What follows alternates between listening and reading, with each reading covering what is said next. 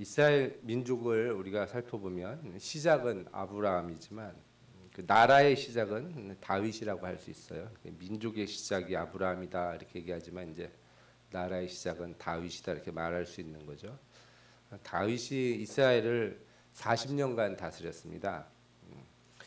제가 찾아보니까 우리나라 조선 시대 왕들 중에도 40년 이상 이렇게 재위한 왕이 별로 없더라고요. 선조, 뭐 숙종, 영조, 고종이 이렇게 40년을 넘게 했어요. 세종대왕도 40년이 안 되더라고요. 이스라엘 왕조 중에도 다윗보다 더 오래 왕에 있던 왕이 한 3명 정도밖에 없습니다.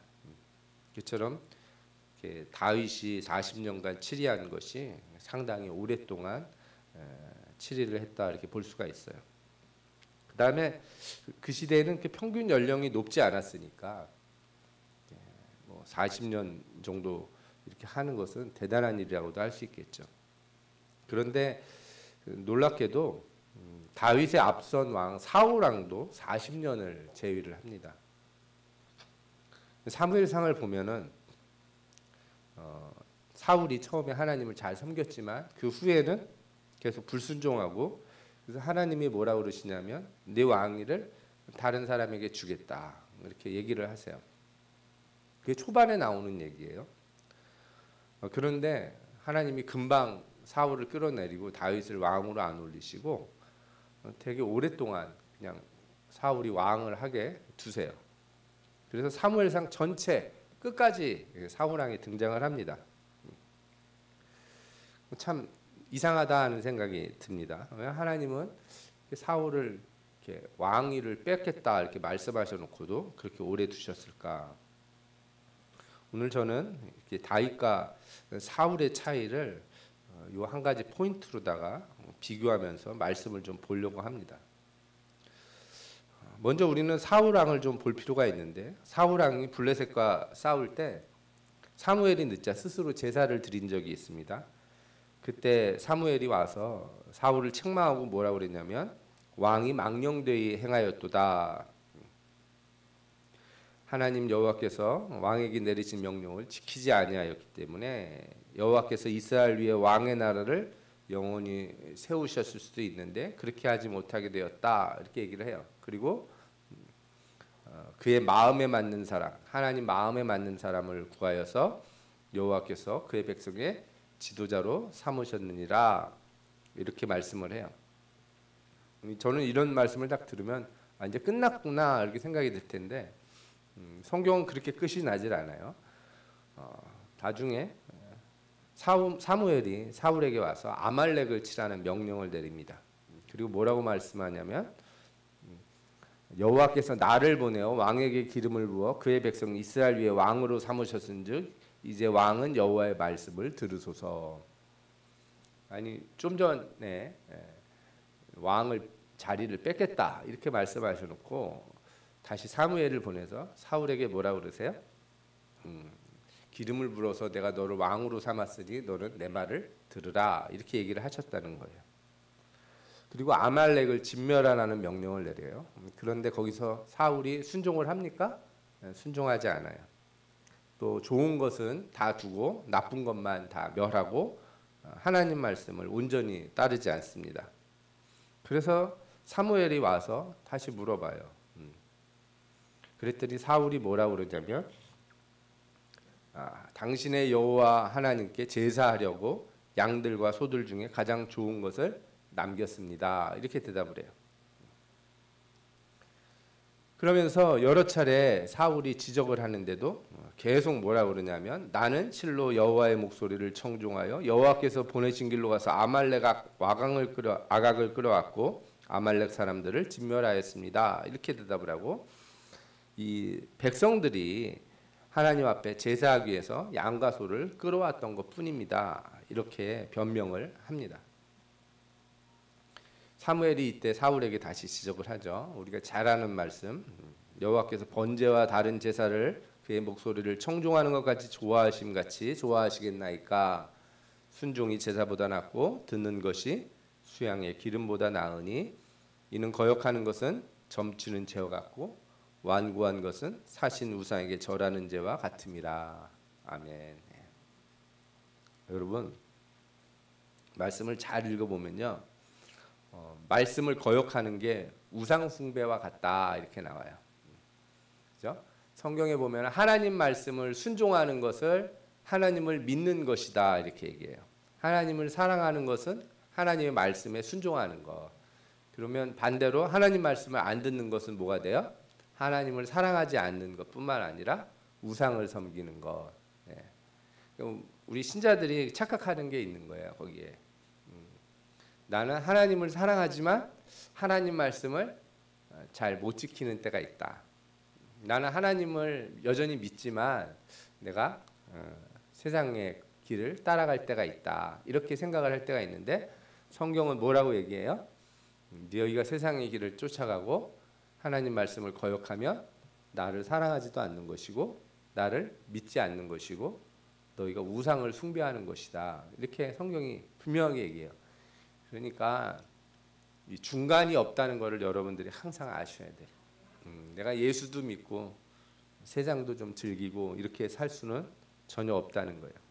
사울이 잘못 생각한 게 여기 있는 거예요. 나는 하나님 말씀을 듣는데 나 하나님을 잘 믿는데 요런 거는 좀 내 마음대로 할 수도 있지 않냐 이렇게 생각을 한 거죠. 그래서 사무엘이 더 정확하게 메시지를 전합니다. 왕이 여호와의 말씀을 버렸으므로 여호와께서도 왕을 버려 왕이 되지 못하게 하셨나이다. 이 말씀도 잘 생각해 보십시오. 왕이 여호와의 말씀을 버렸는데 하나님은 뭐라고 생각해요? 네가 나를 버렸다 이렇게 얘기한다는 거예요. 내가 하나님 말씀을 안 듣는 거를 하나님이 뭐라고 생각해요? 네가 나를 버렸다. 여러분 나는 하나님을 버리진 않았습니다. 나는 그래도 교회도 나오고 헌금도 드리고 기도도 하고 그러지 않습니까? 그렇게 생각하면서 하나님 말씀을 온전히 지키지 않으면은 하나님이 그거 그렇지 않다 이렇게 말씀하신다는 거예요. 말씀을 좀 분명하게 깨달을 필요가 있습니다. 사울이 이때 이제 회개하면서 자신의 잘못을 고백하는 듯이 말을 합니다. 그러나 하나님은 그 말이 진실되지 않다는 걸 잘 아세요. 그리고 다시 얘기해요. 왕이 여호와의 말씀을 버렸습니다. 여호와께서 왕을 버려 이스라엘의 왕이 되지 못하게 하겠습니다. 이렇게 얘기를 해요. 사울이 사무엘의 옷을 붙잡습니다. 이렇게 가시면 안 됩니다. 그런데 하나님은 뭐라 그래요?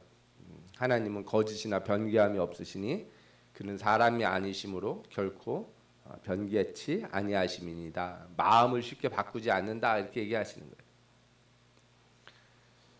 자세히 보면은 그 사무엘상 15장에 3번이나 사울이 하나님이 사울을 버리고 다른 사람에게 왕위를 주겠다 이렇게 말씀을 하세요. 그리고 나서 뒤에 가면은 바로 다윗에게 기름을 붓는 장면이 나오죠. 언뜻 들으면 사울이 잘못해서 이렇게 말씀을 하시나 이렇게 생각할 수도 있는데 성경에 이렇게 같은 일로다가 이렇게 여러 번 지적을 해주시는 경우가 있는가? 거의 없습니다. 성경에 나오는 어떤 사람이 있는데 뭘 잘못을 했는데 하나님이 계속해서 여러 번 반복해서 너 이거 문제가 있다. 너 이거 고쳐라. 이렇게 반복해서 얘기해 주신 적이 없다는 거예요. 한번 여러분들이 생각해 보십시오. 여러분들이 떠올리는 성경의 인물들 중에 하나님이 잘못한 것 가지고서 계속 그죠? 그 사람을 치지 않으면서 계속 말하시는 경우가 있는가? 없습니다.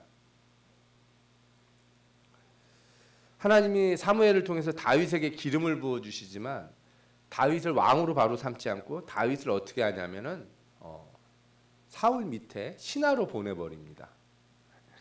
이것도 참 이상한 일이죠. 예. 그리고 사울에게 다윗을 보게 만들어줘요.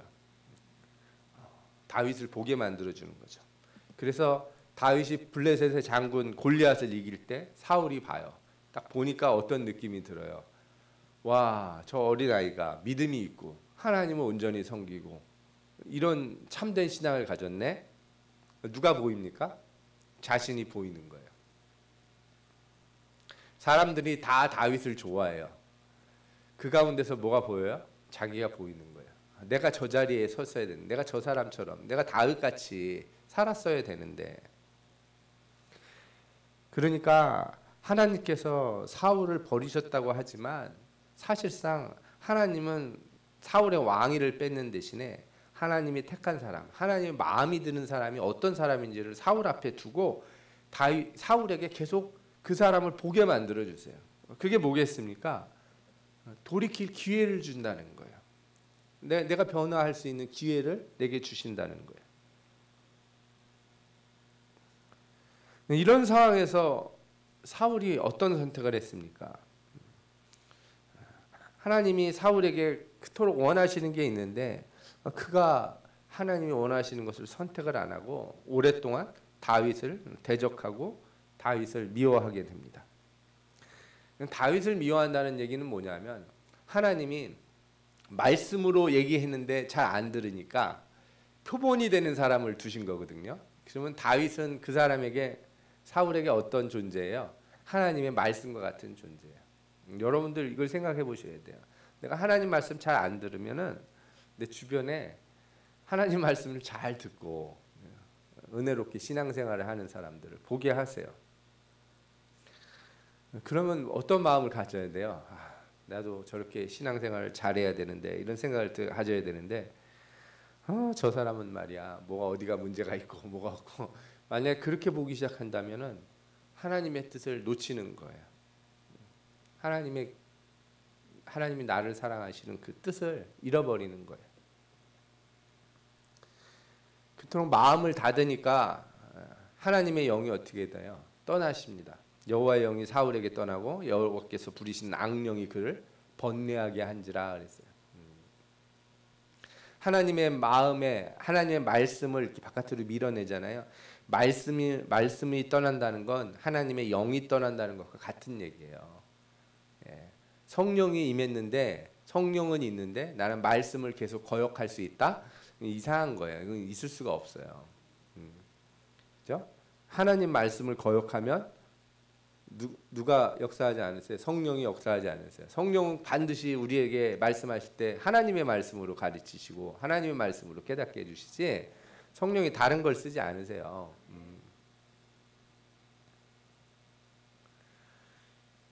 이렇게 하나님의 영이 떠난 사울 앞에 이제 하나님의 영이 임한 다윗이 있습니다. 사람들이 다 뭐라고 부르냐면 그를 여호와께서 그와 함께 계십니다. 이런 표현을 해요.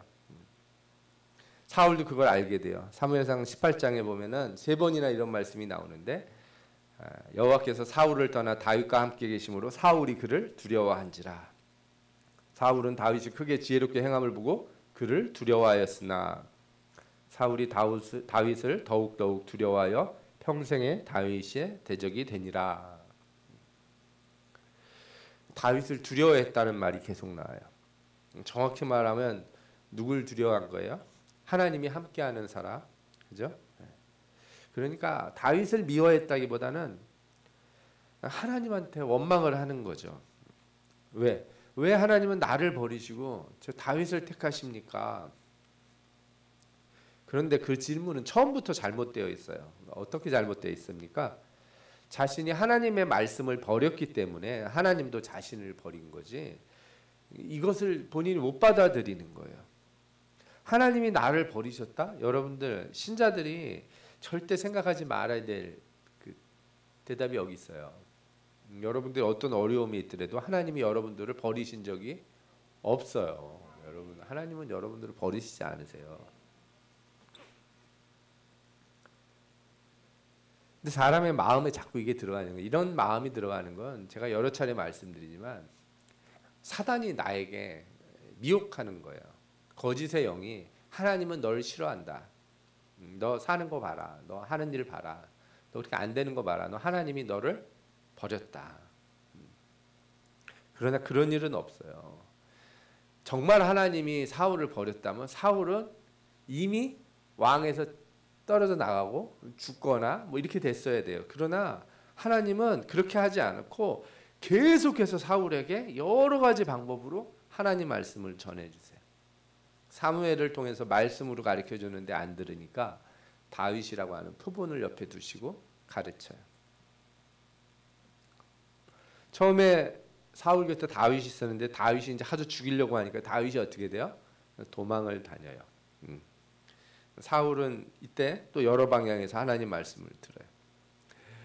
다윗이 사무엘이 있는 곳으로 피했다는 얘기를 듣고 사울이 사람들을 다윗을 잡아오라고 보냅니다. 그런데 그곳에 간 사람들마다 하나님의 영에 감동돼서 예언을 하게 돼요. 3번이나 그런 일이 생겨요. 그래서 사울도 자기가 직접 가봅니다. 직접 갔다가 본인에게도 하나님의 영이 임해서 예언을 해요. 그렇죠? 여러분 참 희한하죠. 분명히 하나님의 영이 떠나서 다윗에게 갔다는데 어떻게 다시 사울에게 하나님의 영이 임할 수 있는가? 있습니다. 여러분들이 죄를 짓고 하나님 잘 안 믿고 뭐 신앙생활 등한시하다가 어느 날 마음이 너무너무 공고해서 교회 와서 엎드려 기도하면 어떻게 돼요? 눈물이 막 펑펑 쏟아지고 막 울면서 회개가 나오고 기도가 엄청 잘 돼요. 한 번은 잘 돼요. 한 번은 하나님이 그런 마음을 주세요. 하나님이 곤고한 마음을 주세요. 신자들에게. 그래서 하나님 전에 오게 해요. 그런데 2번째 다시 와서 어제처럼 내가 기도하면 또 눈물이 쏟아질 줄 알고 기도를 하면 돼요, 안 돼요? 잘 안 돼요. 그런 경우들이 많아요. 한 번 기도해서 자기가 죄가 다 풀리는 경우가 쉽지가 않아요. 특히나 여러 번 하나님이 경고를 했는데 안 들은 사람들은 그래도 가끔씩 하나님이 영을 부어주셔가지고 회개할 수 있는 기회를 주시지만 그거는 내가 회복됐다는 뜻이 아니에요. 그건 무슨 뜻이에요? 하나님이 나에게 기회를 주고 계시다라는 뜻이에요. 회개할 수 있는 기회를 주고 계시다.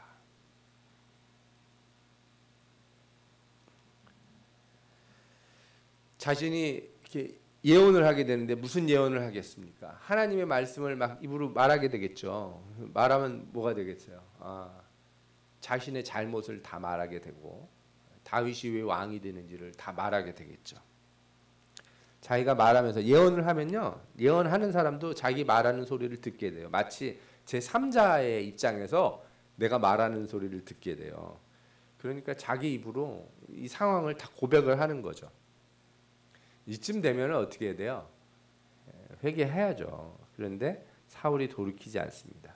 오히려 돌아와서 아들 요나단이 다윗을 두둔하자 화를 내면서 이렇게 얘기해요. 이세 아들이 이 땅에 사는 동안은 너와 내 나라가 든든히 서지 못하리라. 무슨 소리입니까? 너와 내 나라라뇨. 하나님의 나라죠. 그죠? 예, 하나님이 세우신 나라고 하나님이 왕을 세우는 나라지 무슨 자기 나라예요. 사울이 이렇게 하나님 뜻을 모르는 것인가 하는 생각이 들어요. 사울은 다시 다윗을 쫓습니다. 그러다가 엔디게 광야에서 다윗을 만나게 되는데 거의 사울이 죽을 뻔하죠. 다윗이 사울의 겉옷만 이렇게 베어가고 살려줘요. 그때 사울이 뭐라고 고백하는지 아십니까? 사무엘상 24절에 보라 나는 내가 반드시 왕이 될 것을 알고 이스라엘 나라가 내 손에 견고히 설 것을 아노니. 본인이 하나님의 영이 임했을 때 예언한 거 똑같은 거예요. 나는 네가 왕이 될 것도 알고 이 나라가 너로 인해서 견고히 쓸 것도 안다. 그래서 나를 용서해다오. 그러면서 뭐라 그래요?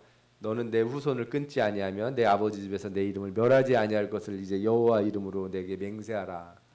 우리 집안 멸하지 말라고 이렇게 맹세를 해달라는 거예요. 참 웃기지 않습니까? 죽이려고 쫓아다니고 계속 그러면서 다 안 되는 거예요. 이게 신자가 자기 앞에 있는 선택의 길이 분명히 있는 걸 알면서, 그죠? 옳은 것과 잘못된 것을 알면서 온전히 하나님 말씀을 택하지 않을 때 생기는 이중적인 성향인 거예요. 뭐가 옳은지 뭐가 그른지 알아요, 자신이. 무엇이 하나님 뜻인지를 알아요. 뭐만 안 하고 있는 거예요. 내가 그 뜻만, 내가 그것만 안 하고 싶은 거예요. 그 하나님 그 뜻 따라서 사는 것만.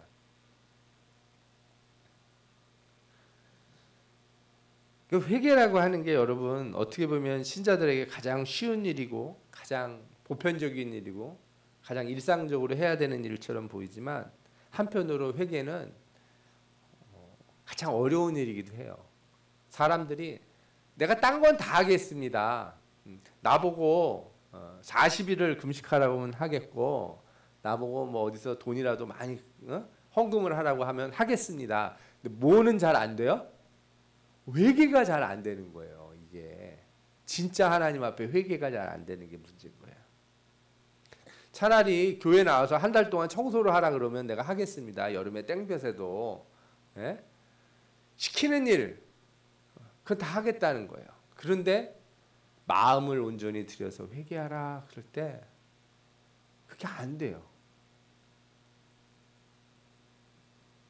자신도 알고 있고 모든 사람이 알고 있는데, 그러나 그 답을 선택을 못하는 그 상황이 사울에게 이루어진 거예요. 그가 그렇게 돌아간 뒤에 다윗을 안 쫓았냐? 아닙니다. 또 쫓아다니죠. 그러다가 하길라 산 앞에서 다윗을 잡으려다가 이제 다윗에게 창과 물병을 뺏깁니다. 다윗이 또 죽이지 않아요. 살려둬요. 사울이 뭐라 그래? 내가 어리석었다. 내가 범죄하였다. 내 아들 다윗아 돌아오라. 내가 오늘 내 생명을 귀하게 여겼은즉 내가 다시는 너를 해하지 아니하리라. 내가 어리석은 일을 하였으니 대단히 잘못되었도다. 그런데 이게 회개냐? 아니라는 거예요. 이게 회개가 아닌 거예요. 회개는 누구한테 해야 돼요? 하나님한테 해야 되는 거예요. 내가 다윗을 죽이고 싶은 마음이 드는 건 다윗 때문이 아닌 거예요. 나하고 누구와의 관계가 깨져서? 하나님하고의 관계가 깨져서. 하나님하고 관계가 깨지면은 부부싸움도 잘 일어나는 거고, 하나님하고 관계가 깨지면 자식하고도 잘 싸워요. 형제들하고도 잘 싸우게 되고, 회사 가서도 사람들 마음에 안 들어. 근데 여러분, 내가 하나님하고 관계가 좋아지고 기도가 많이 돼서 이루어지고, 그죠? 하나님과 긴밀한 소통이 이루어지잖아요. 그러면 사람들이 나한테 뭐라 그래도 내가 다 어떻게 돼요? 품어줄 수 있게 돼요. 용납할 수 있게 돼요. 제가 그런 말씀드리잖아요. 이렇게 우리가 우리 자신 말투를 잘 볼 필요가 있어요. 부정적인 말이 자꾸 입에서 나가고, 안 된다는 말이 자꾸 나가고, 그죠? 글렀다, 끝났다 이런 말이 자꾸 입에서 나오면 그거는 뭐예요? 나하고 하나님 관계에 뭐가 문제가 생긴 거예요. 그렇지 않은 사람은 절대 신자가 그런 말을 할 이유도 없고 필요도 없어요. 하나님이 싫어하시는 거 뻔히 아는데 왜 그런 말을 자꾸 입에서 내뱉겠어요? 특히 사람에 대해서 포기하는 말 있잖아요. 너는 글렀어, 너는 안 돼, 이런 말. 그런 말은 하나님 앞에 믿음이 없을 때 나오는 말이에요. 세상에 글른 사람이 어디 있습니까? 끝난 사람이 어디 있습니까? 예수님 십자가 옆에 죽게 된 강도도 그 마지막 순간에도 기회가 주어졌는데 어떻게 우리는 사람들한테 그렇게 쉽게 말할 수 있어요? 나는 딱 보니까 너는 싸가지가 없다, 뭐 하는 거 보니 싹수가 어떻다, 이런 말하는 분들이 있는데, 신자는 절대 입에 담지 말아야 될 말이에요. 그 말 자체가 나는 하나님과 거리가 멀어져 있습니다 하는 표현인 거죠. 사울은 계속해서 기회를 놓칩니다. 하나님이 얼마나 자신에게 기회를 많이 주었는지를 전혀 깨닫지를 못해요. 사울의 마음속에는 계속 뭐가 사로잡고 있냐면, 하나님이 날 버렸어. 내 왕위를 뺏어서 저 다윗에게 줄 거야. 그런데 그렇게 오랫동안 왕위에 뒀다는 사실을 전혀 보지 못하는 거예요. 그러던 어느 날 더욱 공고해져서 이제 사무엘을 찾아가려고 그랬더니 사무엘이 어떻게 돼요? 죽었어요. 이미 사무엘 나이가 많아서 죽은 거예요. 사실 사무엘이 이제 사울이 왕 될 때 참 잘해줬어요. 이렇게 가르쳐주고, 오히려 다윗한테는 그렇게 많이 왕이 되는 과정이나 뭐 이런 거를 설명을 안 해줬는데, 사울은 사무엘한테 많은 지도를 받은 거예요. 사무엘이 사울을 엄청 좋아한 거죠. 그러니 누구를 그렇게 만나고 싶어요? 나 옛날에 잘해줬던 사람. 제가 이거 보면서도 느끼는데, 사람이 이렇게 하나님하고의 관계가 이렇게 깨지고 흔들리고 그러면은 그 누구한테 가서 하소연을 해야 그게 해결이 되겠습니까? 예? 목사님 만나서 상담받고 그러면 좋겠습니까? 뭐 그럴 수 있겠어요. 그런데 목사님이 해주는 말이 딱 하나예요. 뭐예요? 기도하세요. 그 문제는 누구랑 풀어야 돼요? 하나님하고 풀어야지. 하나님하고 관계가 깨졌으니까 당신 문제를 하나님 앞에 들고 나가서 하나님 앞에 엎드려서 기도해야지. 그런데 사람이 자꾸 누굴 찾아야? 내 말 들어줄 사람. 내 말 들어줄 사람. 세상적으로는 상담받고, 그죠? 예.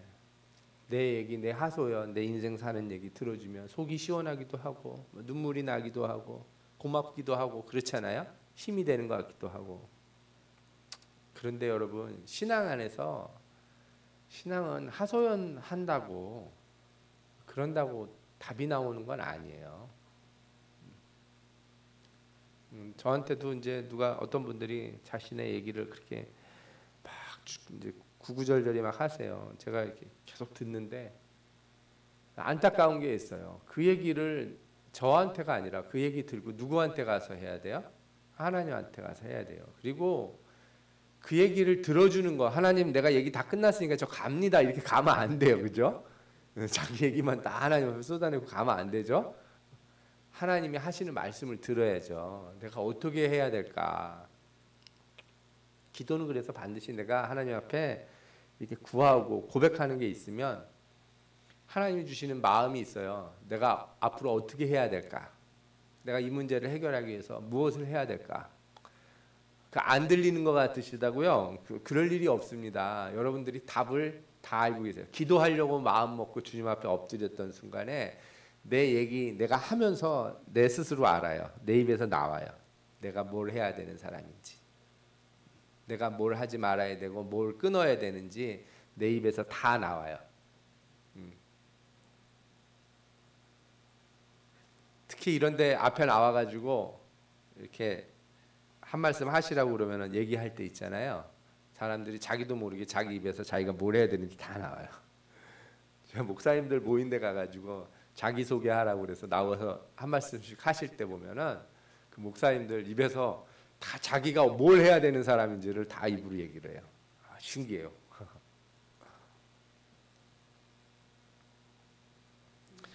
사울은 죽은 사무엘을 찾습니다. 그리고 신접한 자 무당을 찾아가죠.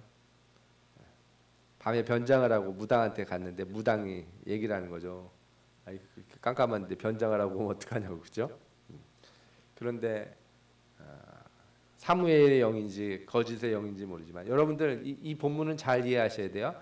사단도 자기 멋대로 말하는 게 아니에요. 하나님이 허락하신 거 말고는 말할 수가 없어요.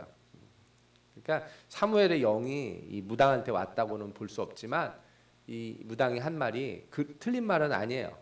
하나님이 딱 하게 하신 말씀만 했으니까. 뭐라 그래요? 여호와께서 나를 통하여 말씀하신 대로 내게 행하사 나라를 내 손에서 떼어 내 이웃 다윗에게 주셨느니라. 내가 여호와의 목소리를 순종하지 아니하고 그 진노를 아말렉에 쏟지 아니하였으므로 여호와께서 오늘 이 일을 내게 행하셨고 여호와께서 이스라엘을 너와 함께 블레셋 사람의 손에 넘기시리니. 죽을 거라고 얘기를 하죠. 그리고 뭐라 그래요? 내일 너와 내 아들이 나와 함께 있으리라. 여러분 말씀을 잘 들어보시면 놀라운 표현이 들어있어요. 뭐라고요? 내일 너와 내 아들이 나와 함께 있으리라. 이게 하나님 마음이에요.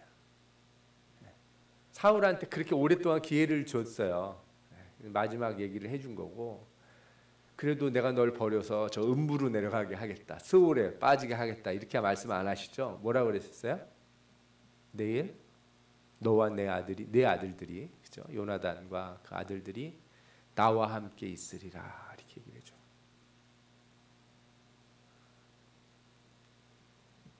이게 마지막 경고고 마지막 기회인 거예요. 어떻게 해야 되나요? 어떻게 해야 될까요? 사울은 그 기회를 놓칩니다. 블레셋 싸움에서 죽고 왕이 뿐만 아니라 인생이 끝나죠. 사무엘서를 다윗의 관점에서 보면은, 그죠? 하나님의 영이 함께 하셔서 고난과 여러 환난 가운데서 끝까지 이겨서 승리하는 왕이 되었다, 이렇게 읽을 수 있는데, 반대로 사울의 관점에서 읽으면 어떻게 돼요? 하나님이 이토록 사랑한 사람이 있었을까? 이렇게 많이 기회를 준 사람이 있었을까? 자신의 신앙을 되돌아보게 하려고 하나님의 택하신 다윗을 곁에 두고 끊임없이 말씀을 듣게 하잖아요. 오죽하면 무당한테 찾아가도 무당이 하나님 말씀을 전해줄 정도로, 예? 오죽하면 그런 일이 있겠습니까? 그런데 사울은 다윗을 두려워했어요. 정확히 얘기하면 기회를 두려워한 거예요. 내가 저걸 잡기만 하면 기회인데 저 기회를 잡는 걸 두려워하는 거예요. 하나님 말씀에 순종하는 그걸 두려워해요. 여러분들 우리가 뭐 그렇게까지 하나님 말씀을 순종 안 하려고 사는 건 아니지 않습니까? 여러분들 온전한 순종이라는 게 아주 그런 미묘한 내 마음의 차이를 만들어낸다는 걸 아시나요? 응? 내가 교회 나오고 예배 드리고 하는 거는 하나 어렵지 않아요. 신자에게 뭐가 이게 어렵겠습니까? 그러나 온 마음을 온전히 하나님 앞에 드리는 게 그게 어려워요. 신자가. 갈등하는 건 거기에 있어요. 특히 오래 신앙을 생활한 신자일수록 하나님 말씀을 너무 단순하게 생각하면 나는 잘못한 게 하나도 없는 사람이고 고칠 게 없는 사람이죠. 뭐 내가 무슨 문제가 있어요. 그러나 자신이 잘 알아요. 뭘? 내 안에 아주 미묘한 무엇인가가 있어요. 내가 이것을 여전히 붙들고 있다는 것을 내가 알아. 그거 놓지 않으면 안 되거든요. 버리지 않으면 안 되거든요. 그거 버리는 게 그렇게 두려울까? 그거 버리면 세상에서 끊어지는 것 같고 친구도 다 떠나는 것 같고 재미도 없는 것 같고 인생에 낙도 없는 것 같고 그렇습니까? 도대체 뭐길래 그걸 그렇게 버리지 않고 그렇게 붙들고 살려고 합니까? 하나님이 오래 참으시고 사울이 끝내 회개할 때까지 다윗을 왕위에 올리지 않을 정도로 그렇게 오래 기다리셨다는 것을 사울이 알지 못하고 그렇게 죽게 되었다는 것, 너무나 안타까운 일이에요. 여러분, 우리에게 회개의 기회가 있습니다. 하나님의 책망은 결코 망하고 죽으라는 책망이 아니에요. 기회를 잡으라는 것인 줄 믿습니다. 기회를 잡는 여러분들 되시기를 축원합니다. 반면에 성경에 나오는 다윗은 사울과 정반대의 사람이라고 할 수 있어요. 그는 하나님 마음에 합한 자다 이런 말씀을 들었는데 그렇다고 해서 그가 인격적으로 뭐 지식적으로 뭐 훌륭해서 그런 말을 쓰는 게 아니에요. 그는 결함이 많았어요. 그런데 그가 정말 하나님 마음에 합한 것이 있다면 그게 뭐냐? 하나님 말씀 앞에서 언제나 어떻게 해요? 아멘하고 인정을 해요. 오늘 우리가 읽은 본문의 내용이 바로 그건데 다윗이 우리아를 죽이고 그의 아내 밧세바를 아내로 삼죠. 그러다 그는 나단 선지자를 통해서 잘못을 지적받습니다.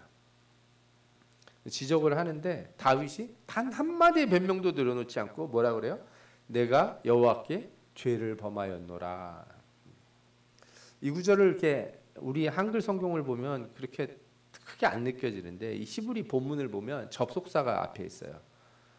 어떤 접속사면 듣자마자 즉시, 즉 이런 접속사가 들어있어요. 그러니까 나단이 딱 얘기하자마자 어떻게 했어요? 즉시 내가 여호와께 죄를 범하였습니다. 말씀이 딱 오자마자, 마음에 오자마자. 이게 하나님의 마음에 합한 사람이에요. 말씀이 이렇게 마음을 딱 찌르고 내 마음에 와닿았는데 은혜가 임했는데 꾹 참는 거예요. 그 은혜를 누르는 거죠. 내가 여기서 울면 창피하잖아. 그죠? 예배 시간에 울고 기도하고 그러면 창피하니까 나중에 돌아가서 며칠 지나서 그때 기도해야지. 이러지 마세요. 말씀이 딱 와닿았을 때, 그죠? 설교 시간이 아니더라도 여러분들의 삶의 현장에서 누군가를 만나고 정말로 신앙이 좋은 사람들, 그죠? 목사도 마찬가지예요. 저도 이렇게 생활하다가 목사님들 만나고 어떤 목사님 말씀하실 때 마음에 너무 와닿는 얘기를 탁 하면은 그 자리에서 하나님 앞에 회개하고 내가 왜 저렇게 살지 못하는가. 그렇게 할 때 사람이 바뀌는 거지. 에휴, 뭐 이러면서 한숨 푹 쉬면서 그렇지 나는 나쁜 놈이지. 너 어떡하냐 이렇게 살다 왔는데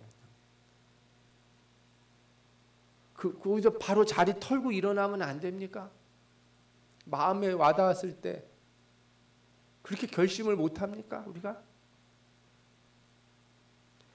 다윗이 하나님 마음에 합한 자라는 것은 그가 뭘 잘해서 능력이 대단해서가 아니에요. 지혜와 힘이 출중해서가 아닙니다.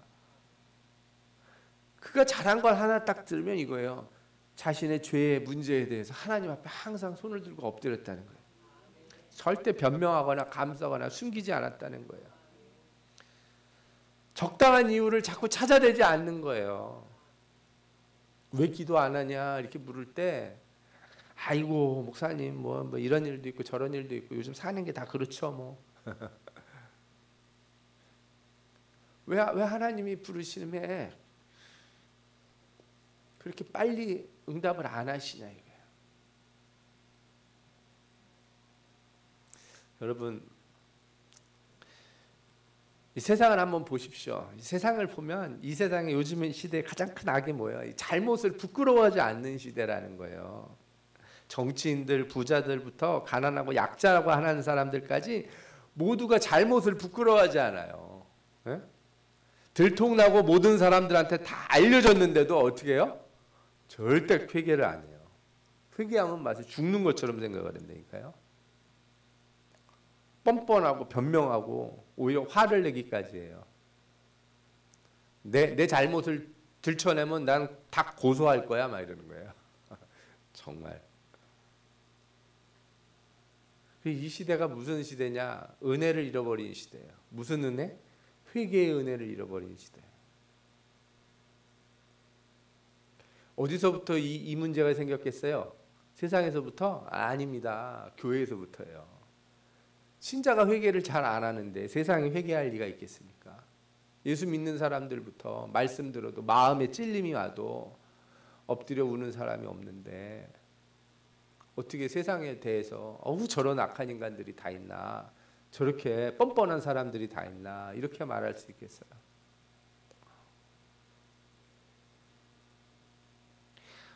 저는 항상 두려워요. 회사에서 어떤 사람들 괴롭히고 막 학교에서 교사들 괴롭히고 막 이런 학부모들이 있다고 그러잖아요. 또 반대로 아이들을 못 살게 구는 선생님들도 있고 막 세상에 온갖 사람들이 있어요. 정치인들이 있고 막 그래요. 그중에 예수 믿는 사람들이 있을까 봐 걱정이 돼요. 지금 이 시간에 주일날 교회 나와서 하나님 앞에 거룩하게 앉아서 예배 드리는 사람들이 있을까 봐 걱정이 돼요. 왜? 말씀을 듣는데 왜 못 깨달을까? 그리고 그렇게 살고 있을까 해서. 내가 하나님께 죄를 지었습니다. 이 말 한마디 고백하는 게 우리에게 얼마나 큰 축복인지 모릅니다. 이게 내 입에서 나오는 게 얼마나 큰 축복인지 몰라요. 가정 안에서 남편과 아내 사이에, 부모와의 형제 사이에도 제가 잘못했습니다. 이 말 한마디 하는 게 얼마나 큰 은혜인지 몰라요. 그 말 한마디에 가정이 변하는 거예요. 관계가 다 변하는 거예요. 내가 뭘 어떻길래 이러지 말고 내가 죄를 지었습니다.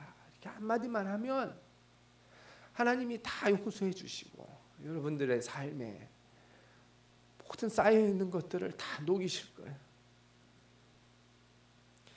오늘 말씀을 통해서 회개의 은혜를 받는 분들 되시기 바랍니다.